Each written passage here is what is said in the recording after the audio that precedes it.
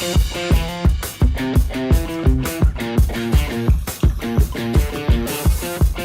to the show, folks. I'm Bill Wachowski. And I'm Tony Maiello. And we're two cynical A-Holes. We're going to talk about stuff. So,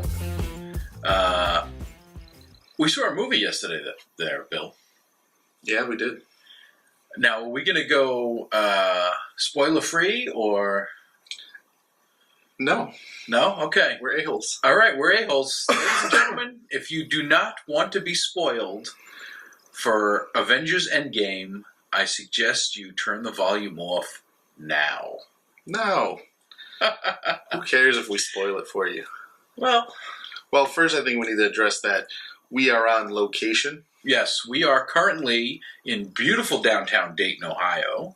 We are now in our lovely hotel room.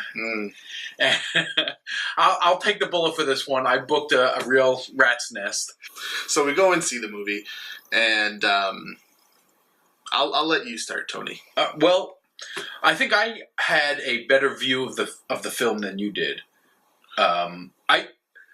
I want to really preface right now, I'm not saying I disliked the movie. I enjoyed the movie. Yes. Okay. We both enjoyed the movie. Yes. I really enjoyed it. I thought it was very engaging. I'm big on story.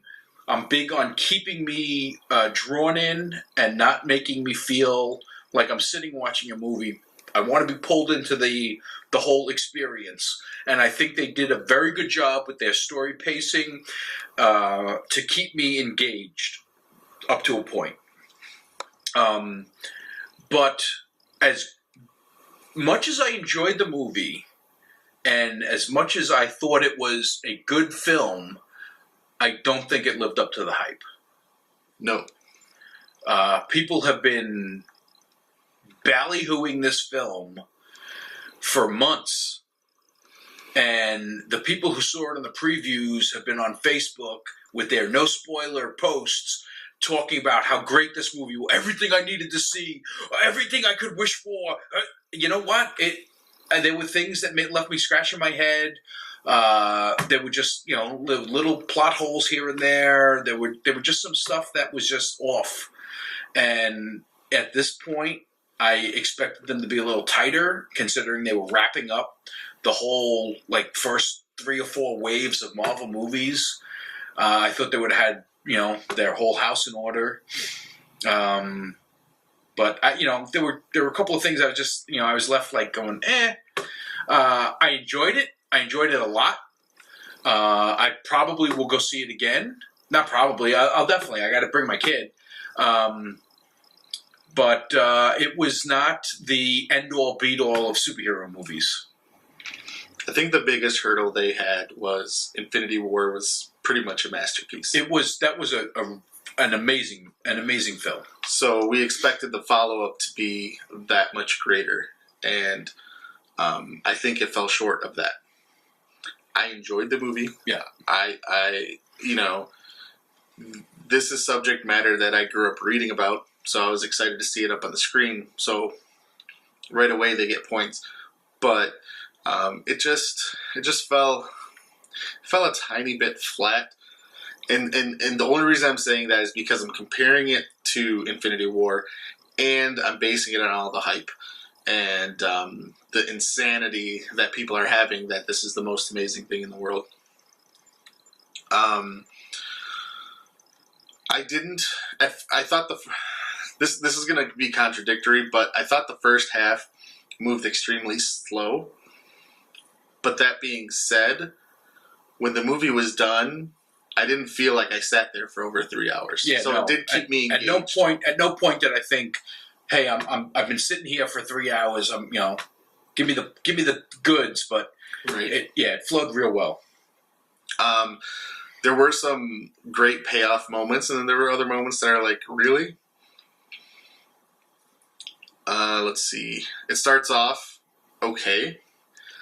They kill Thanos within the second act? Yeah, the first 20 minutes.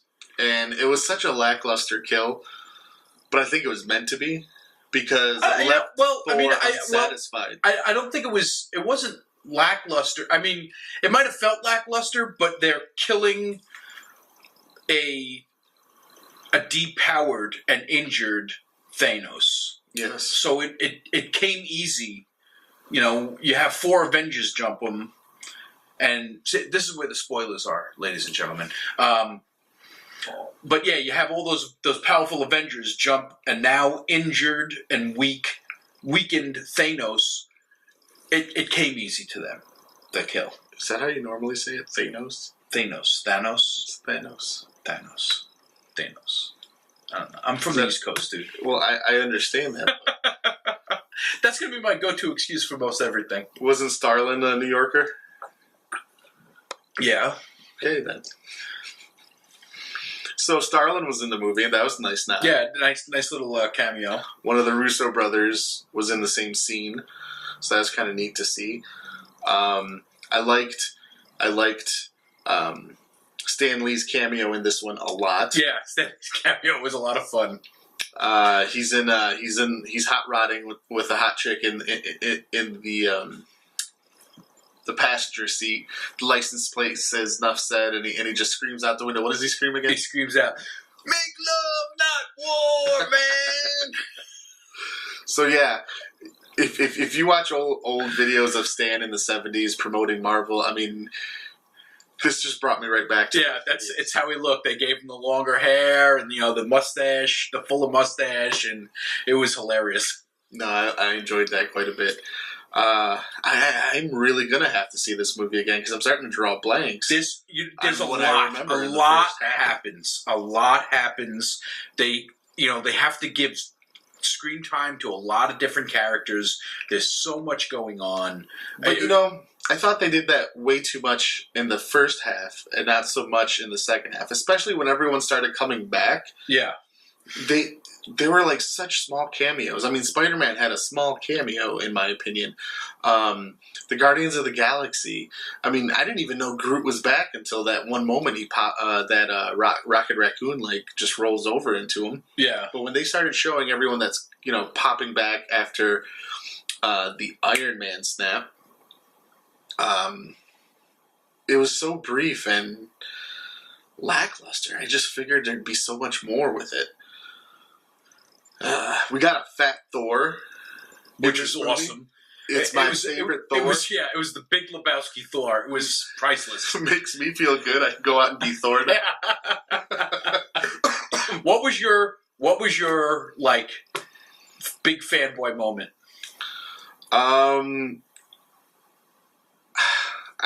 It's going to be very obvious, but I think it's when Cap got the hammer. Cap picks up Mjolnir, and it was awesome. I mean, I let out an audible I think the whole theater let out some noise when it was epic. It really was a great scene, and how they built to it, how they did it. It was really done well.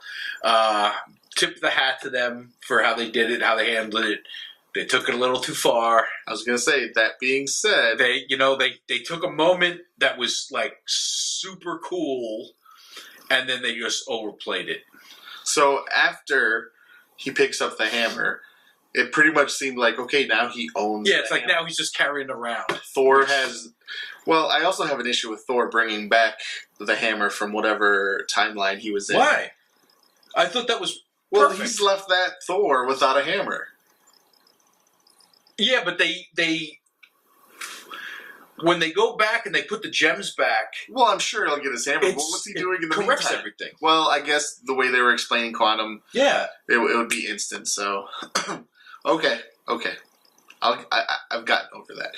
I will say, I don't know that Mr. Steve Rogers should have been able to harness lightning with Mjolnir. That I thought was a little much. Yes. It's one thing to be able to lift the hammer. It's another thing to be able to wield it as Thor would wield it. Correct. Because he's not the god of thunder. Yes. He's he has no control over the elements. The whole point of Ragnarok was the power is within Thor, not the hammer. Right. And now all of a sudden he picks up the hammer and he's shooting off lightning left and right. Mm. And then again, he held on to that hammer like it was his hammer. He even went back in time and took the hammer with him afterwards. So we can only hope that it was given back. Yeah, he brings the hammer back in time and then returns without it, but has the shield. Okay, we're all over the place. Yeah, we are all over the place. We should probably explain that the plot of the movie. There's a lot of time travel in this movie. Yes. So the plot is the first plot is to go kill Thanos, get the stones, and wish everyone back. Well, they go. Thanos destroyed the stones. So Thanos is limping around in his garden. He's half of his body is burnt. And he's weakened from destroying the stones. He used the stones to destroy the stones. So now there needs to be a new plot. Who shows up? Ant-Man. Ant-Man shows up with the time-traveling van.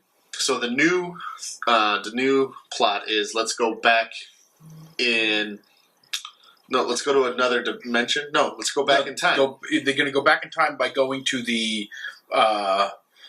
what was the universe he was in? What do you call it? Quantumverse. Realm. Quantum realm. That's it. So he goes. So they're going to go back and they're going to use the quantum realm to go back in time, pluck these stones. They figure out, where the stones are, when they are. They go back and get them, and now they have it to use to wish everyone back. But in doing all of this, Thanos catches wind of what's going on, and past Thanos uses the quantum realm to travel into the future to get this newly gathered group of stones to accomplish what he wants. And now it's been upgraded. Now he's seen that what he did by eliminating half of the population wasn't enough because it made them more resilient. Correct. And he also sees his head getting cut off, so I think part of that bugged him too. So the new plan is to get rid of all existence and rebuild the universe as he sees fit. He's using the ignorance is bliss tactic where there is no former race of beings to educate the new race of beings that this is what he did, that there was bloodshed and all this other stuff. So there wouldn't be an attempt to fix a wrong because they wouldn't know that a wrong They wouldn't happened. know a wrong was committed. Yeah. So that's the movie in a nutshell. Do you think that Captain Marvel is overpowered in the movie? I think... Or in the Marvel universe? By overpowered, do you mean has too much power? Yes. No, because, everything was like... She was going to beat Thanos, and she didn't. Thanos. Thanos. Okay. She was supposed to beat Thanos. That was the deal. That was what they were building towards, and she doesn't beat him. But in the book, she's not like that. No, in the book, she's not. She's not that powerful. But you can't. At this point, we can't even compare. It's apples and oranges. I know. But it still bugs me. And I think she can overpower and beat regular Thanos, but not Thanos with the glove. No, but I think she's like a team of Avengers all by herself. Yeah, well, that's what they've made her out to be. Right, and because she's going around and kind of like policing the whole galaxy, but they made it seem as if she was going to be the one to come in and save the day. And it was all going to rest on her shoulders. It kind of happened. No. She came in the very last second. She came in. She carried the glove for a little while. She took a headbutt like it was nothing. But that's, at the end of the day, it was a mere mortal who beat Thanos. Yeah. There were some, yeah. Iron Man beats Thanos. So Thanos gets a hold of this new glove, and right at that moment, everyone's fighting to get the glove off him. Thor, Captain Marvel, all our heavy hitters are there, and they're falling short. Iron Man looks over to Doctor Strange in a moment of despair, and Doctor Strange kind of tips his hat, saying, "Hey, this is all happening the way it should be happening according to his 1 in 14 million shot. Right. So that gives Tony Stark motivation to do whatever he had planned to keep moving forward, to beat Thanos. Right. So he grabs the glove, and Thanos wrestles his arm back with the glove. So Thanos thinks he's fine, and he goes to snap, and nothing happens. Well, he wasn't going for the actual glove. He was just getting the stones off of that glove and incorporating it into his armor. Because his new armor, can pretty much morph and do anything. And then he is the one who snaps, and he gets rid of Thanos and his entire army, which I liked a lot. That Thanos came down without the glove this time, so it wasn't just him in a glove. The whole army was there. His everything, all the creatures you saw from the first Avengers movie that were flying through the air like snakes, and you had all the foot soldiers. You even had some new designs for some of the foot soldiers. These big things that look like giant apes, and it was a full blown army. They reminded me of like the cave troll in Lord of the Rings. Yeah, but I thought that was really cool. So we also got to see Professor Hulk in this movie, which was cool. Was really cool.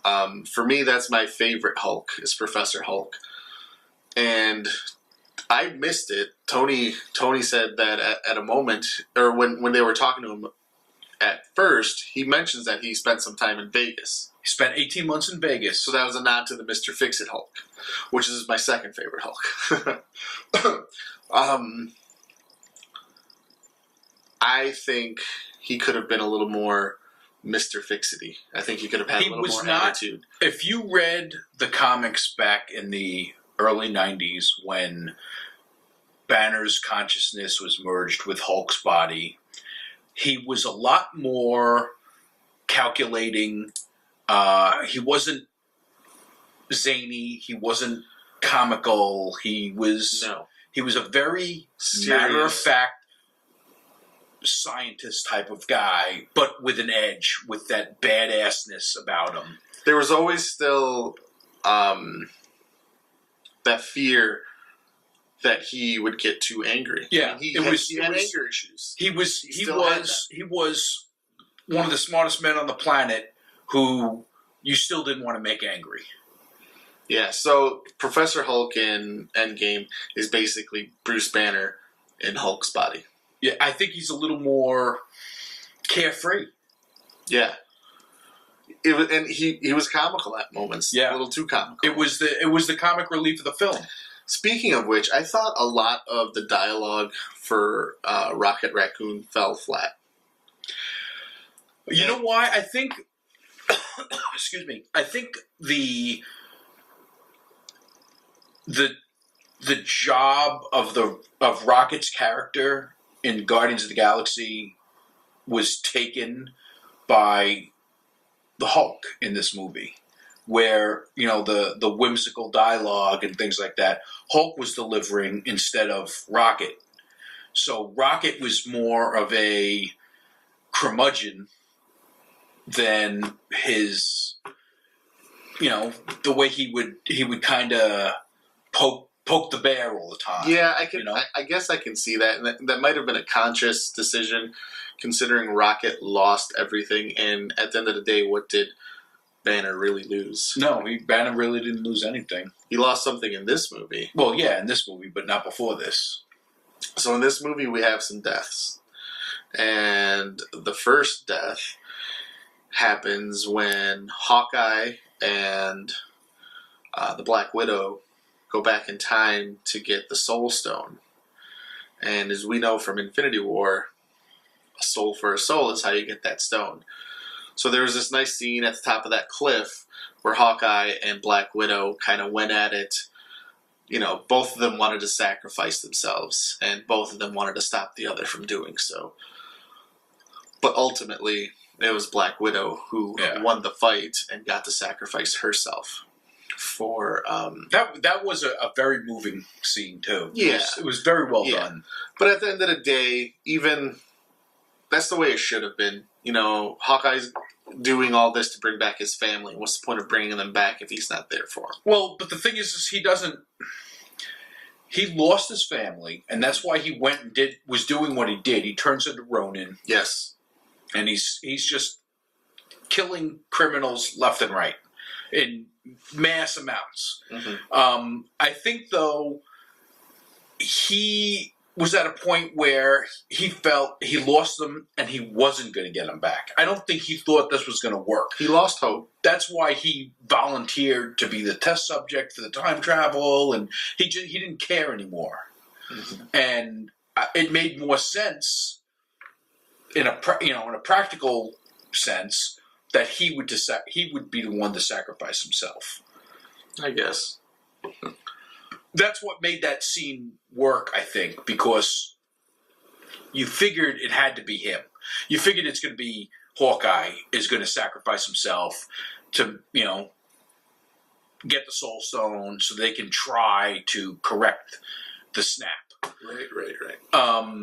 But Black Widow, she had every confidence that this was going to work, and she wanted him to be there for his family when they came back. Yes. And she was prepared for this for 5 years, so it was a great scene. It really was a great scene. Yeah.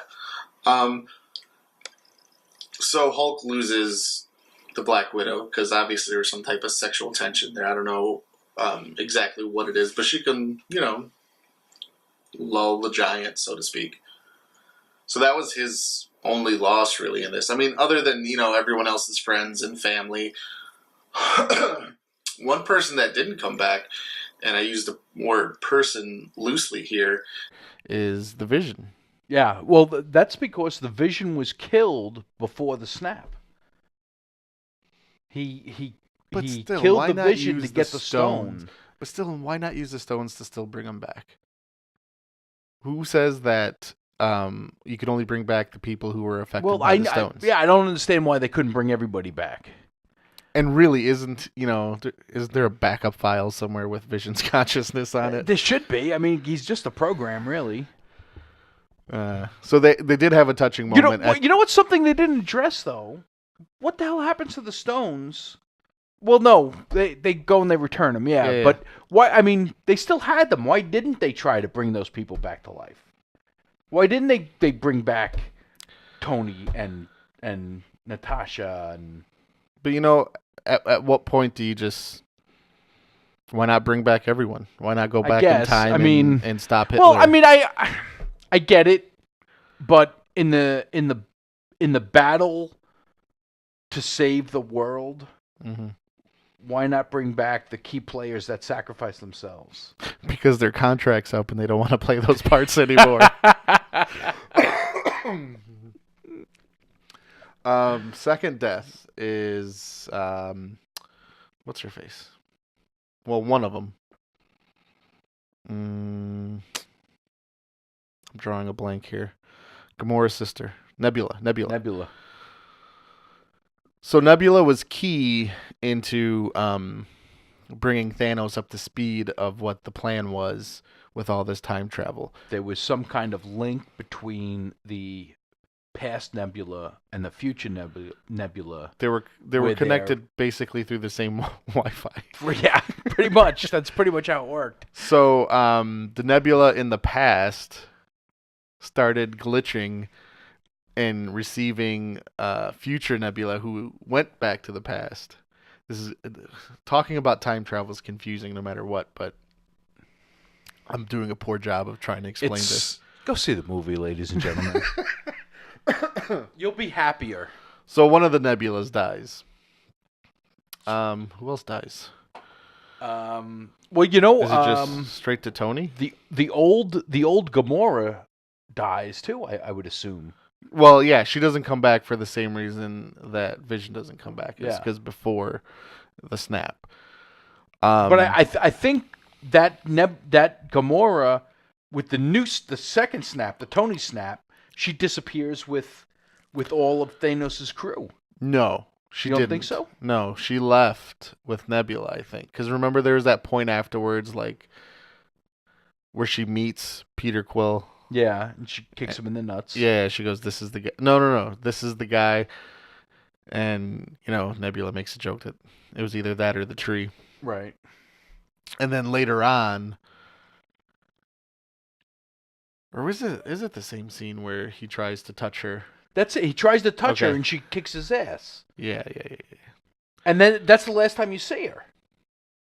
No. That happened before the dialogue, because Nebula, I think he was lying in the ground in pain when Nebula's telling him, yeah, it was him or the tree. Yeah. Yeah, okay. So that's the last time you see Nebula. I mean, the last time you see Gamora is after she kicks Peter Quill's butt there. So there was some, So then obviously Tony dies at the end as well. He can't, his body can't handle the power of what he had just done. So just like Thanos at the beginning, half of his body was all burnt up. Oh, not to mention the Hulk snap. The Hulk is the snap, the first snap that brings everybody back, and then Tony's snap is the snap that gets rid of all of Thanos's people. So when they initially get all the stones, Tony makes the glove out of his armor, and they're sitting there deciding who's going to make the snap to bring everyone back. And everyone starts saying, me, I'll do it, knowing that there's a huge risk because they just saw what Thanos was like after using it. Professor Hulk steps up and pretty much says, well, it's radiation. It's got to be gamma radiation. I was made for this. So he takes it upon himself to do the snap. And the same thing happens to him, which is why the Hulk was kind of decommissioned during the fight. Yeah, pretty much, because he was one-armed. Yeah. Man, we're all over. There's a lot happens in this movie. It's almost 3.5 hours, guys, so excuse us for trying so to... much. And you know what? They could have had a friggin' intermission because there were definite acts in this movie. Yes. There were some things we didn't like about the movie. And not so much, and these aren't deal breakers. It's not, we didn't have any criticisms that were like, well, screw this, I never want to see this movie again. It was just stuff that just, I guess as fans or as people or just rubbed us the wrong way. So when the cavalry comes in, because the cavalry comes in, the Wakandans come, Black Panther, all the people that were wished back show up. All of when Doctor Strange took over as Sorcerer Supreme, and he was hanging out in New York, a lot of people wondered what happened back in, where was it? What, the Sanctum Sanctorum? Yeah, but they were in some country, some hidden country or whatever. All those other magicians. Wakanda? Oh, I don't know. Yeah, all those other sorcerers showed up and helped with the fight, and Pepper Potts shows up in an Iron Man suit, in armor, and that just was. I see this female Iron Man, and I'm like, who the hell is this?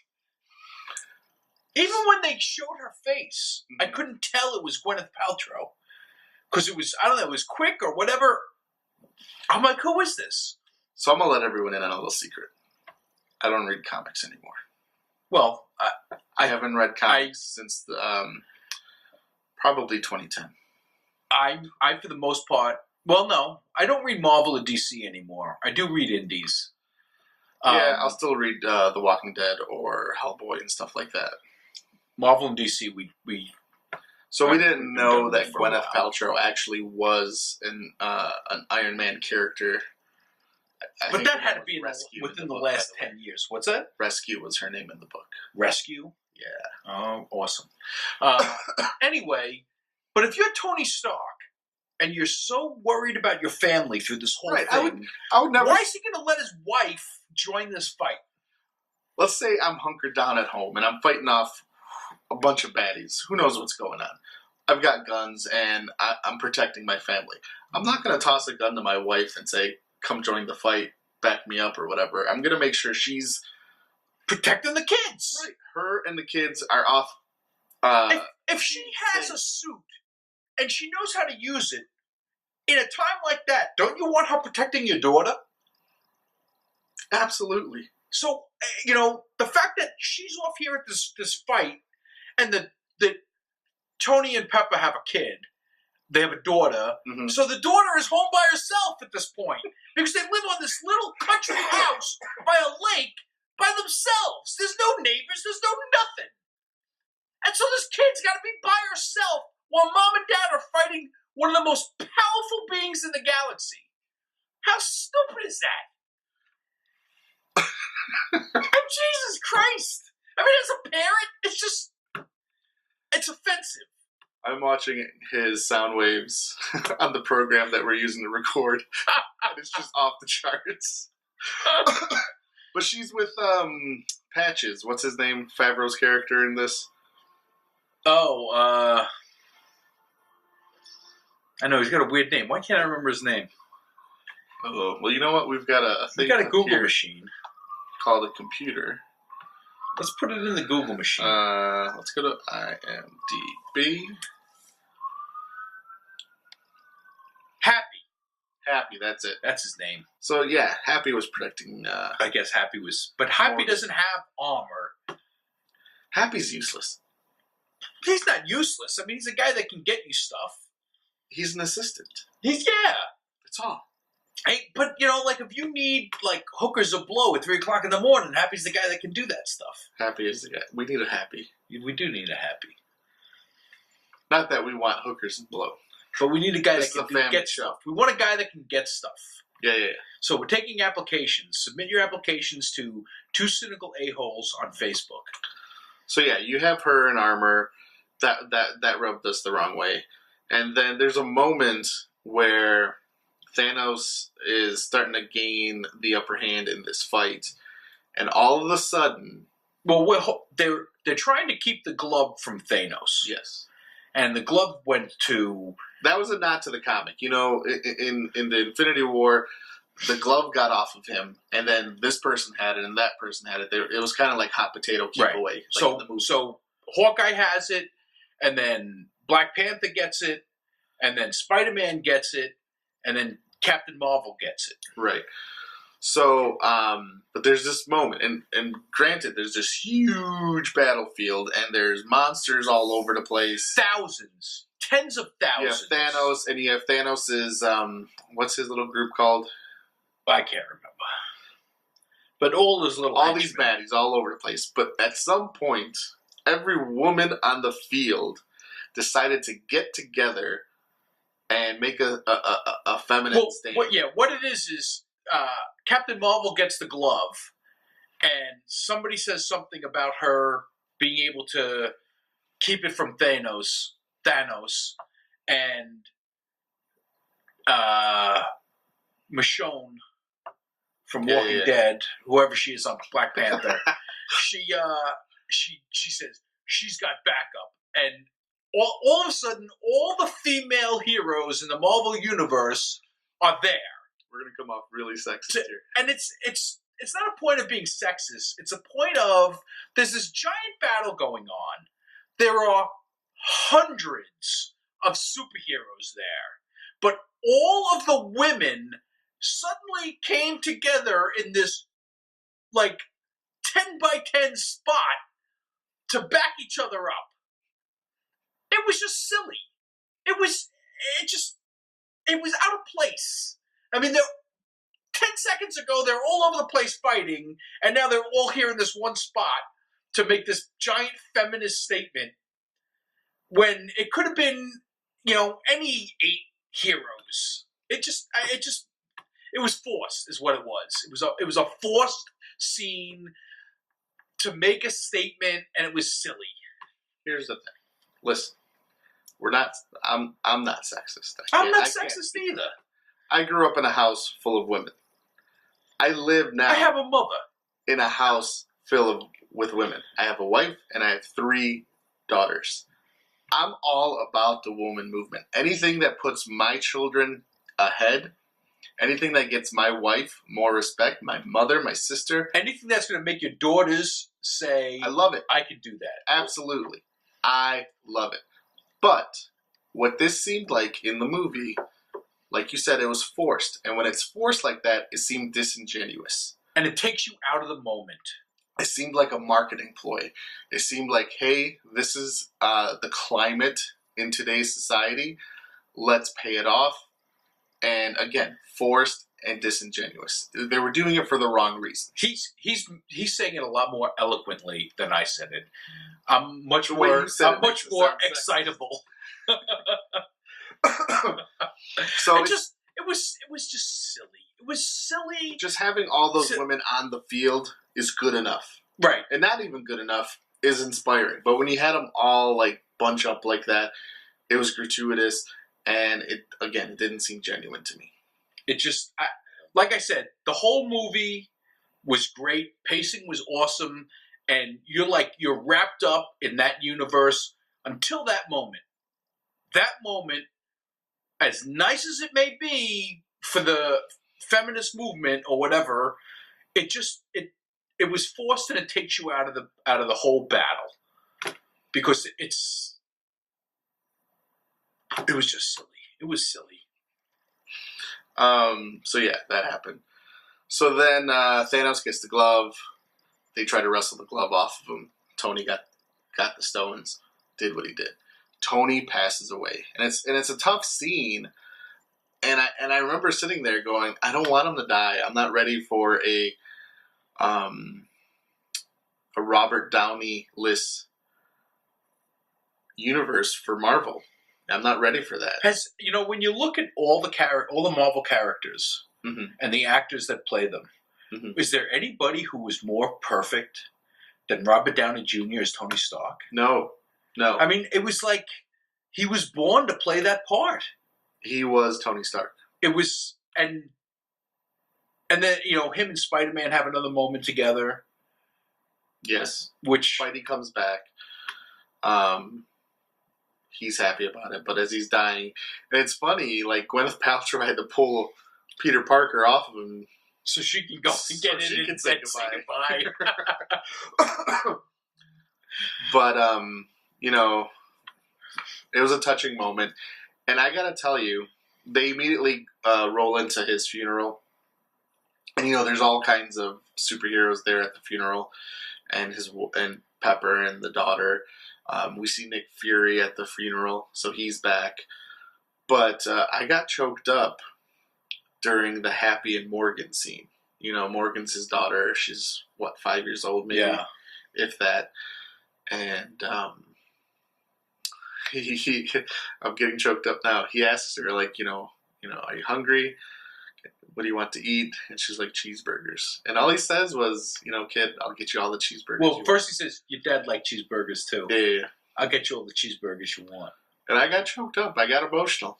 I got emotional when they have a scene right before the little funeral thing where, like, his little inner circle is watching a video he made where he's kind of saying goodbye to the family. Yeah. And he's saying goodbye to his daughter, and he says, I love you 3000. Right. Which was something that the daughter had said to him earlier in the movie. And as a father who as a father who has openly expressed, I will do anything, and I mean anything, for the betterment of my child. And to think, even it was touching, and that's what it gets you. You get that lump in your throat, and you're like, oh God, man, the thought of just the pain he would cause for dying. Yeah, And the thing is, it's we're all going to die. We know we're all going to die, but to know that you may have to sacrifice yourself for the better good. I don't mean to get on a soapbox here, but every soldier that goes into combat that has a family knows that there's a chance that they're never going to come home again.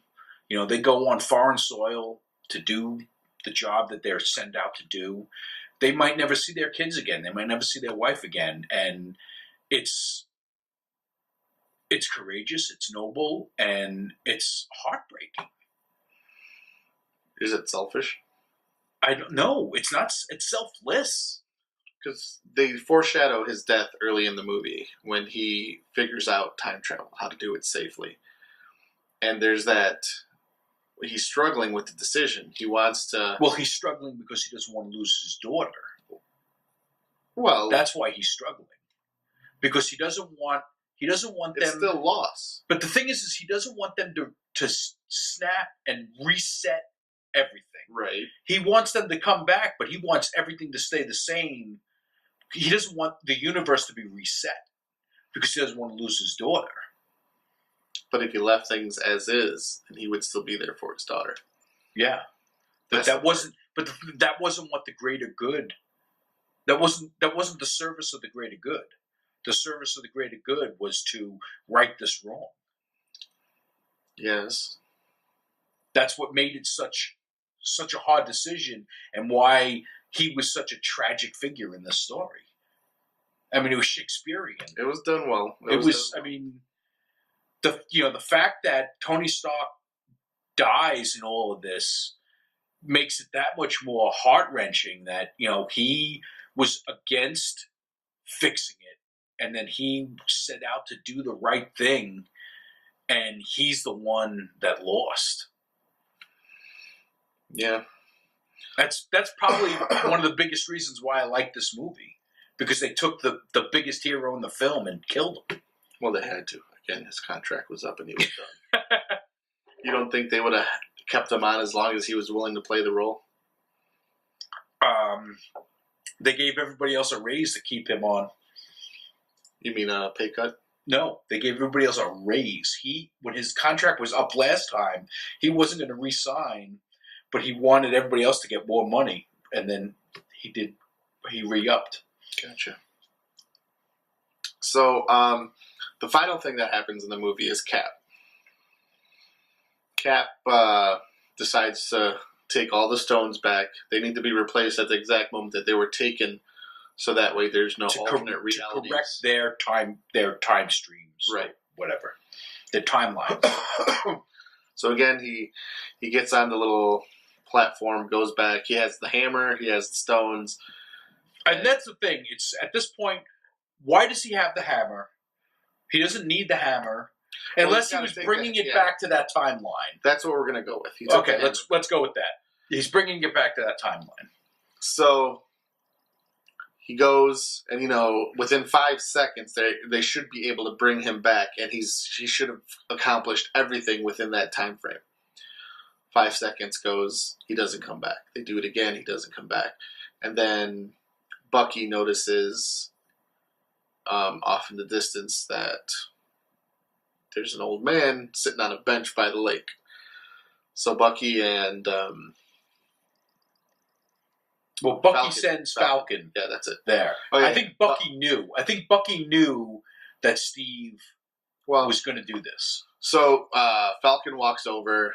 You have this great CGI'd Tony or Christopher Evans, Steve Rogers, old man, and you just knew, he went back in time and he lived life. He went back for Agent Carter, and he didn't talk about it, so we don't know for sure that it was Agent Carter. But they played Agent Carter throughout the movie. They showed him with his little pocket watch, and almost bumping into Agent Carter during one of the flashbacks or one of the trips back in time. So he lived life. He lived a happy life, because the whole time, whenever you watched any of the Captain America movies, it was always him being displaced, and so it was a beautiful moment. You knew he got the life he deserved, and then he pulls out the shield and he bequeaths it to Falcon, and basically, I believe Falcon's going to be our new Captain America moving forward. So, I have a question regarding that. Okay. But also, remind me, I want to talk about the CGI. Okay. I don't think it was entirely CGI. The old man prosthetic? I think it was prosthetics. I don't think it was CGI. Okay, I want to talk about the CGI regarding Tony later on. Okay. Do you think that there's going to be a new Captain America movie featuring Falcon as Captain America? Or do you think he will just be Captain America in future Marvel movies? I think he will be Captain America in future Marvel movies. So he won't garner his own movie? No. Okay. I thought, and I think that same. Because there's really no other Captain America. I mean, they've done story arcs where somebody else has been Captain America, but it hasn't lasted more than 8, 12 issues. Right. So it's not something that people widely know, and until they get the movie audience used to seeing somebody else as Captain America, they're not going to do that, and that's going to take years. Okay. So I think it's going to be. I agree. He'll be Captain America in a future Avengers movie, in another Hulk movie, Thor movie, whatever. But until people can say, okay, Falcon is now Captain America, there won't be a Captain America movie. Okay, so the movie opens up, and we've seen the previews. Opens up with Tony Stark in space. Right. One thing I didn't pick up in the preview that was striking to me in the movie is how emaciated he was. Yeah. He was extremely skinny. He was very gaunt. Do you think that was CGI, Yes. or do you think he? No, I think I don't. You know what? It's hard to say. I mean, maybe Because he if did. it's CGI, it was flawless.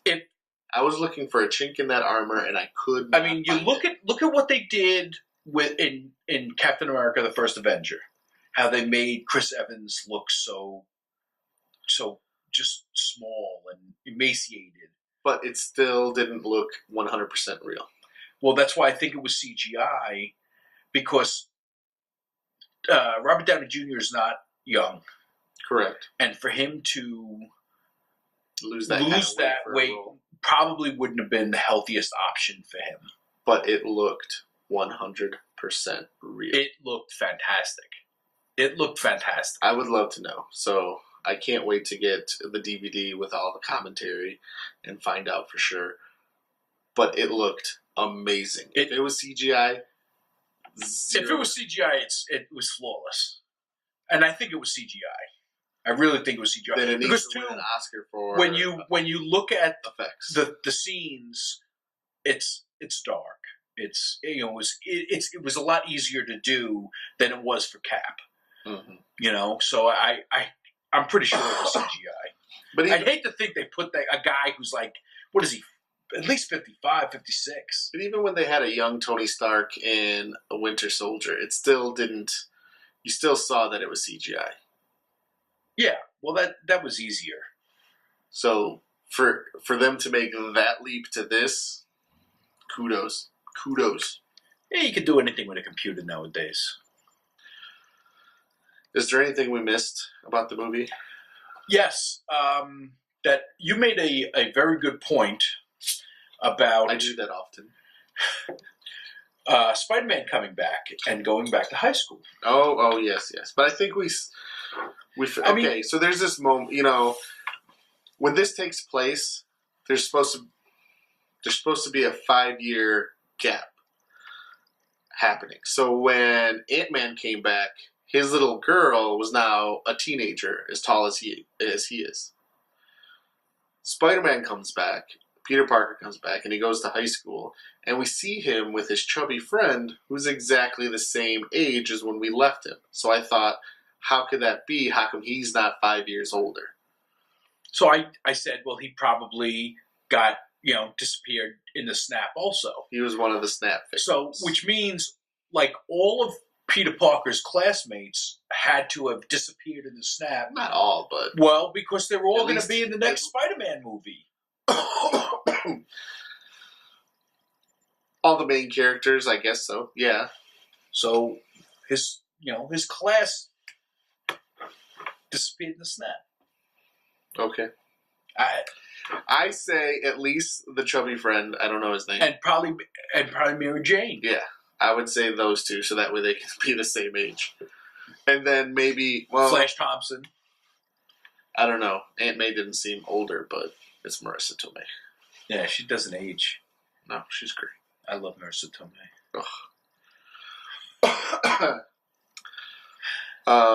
So the movie was great.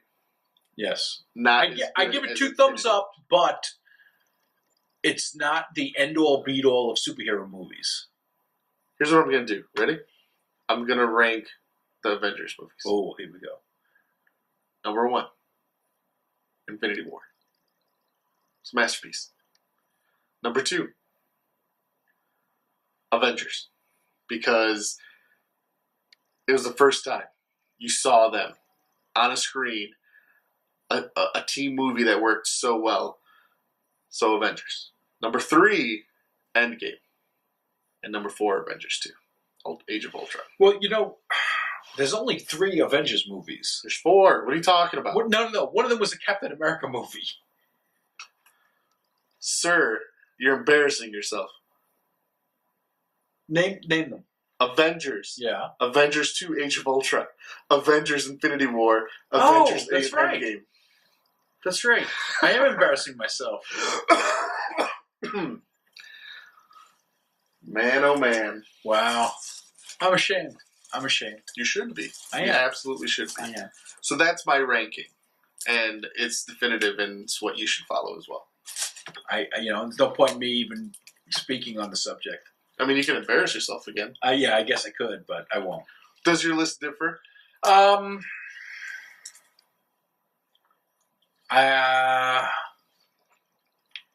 think Infinity War was probably the best. I would say the first Avengers, then Age of Ultron, then Endgame.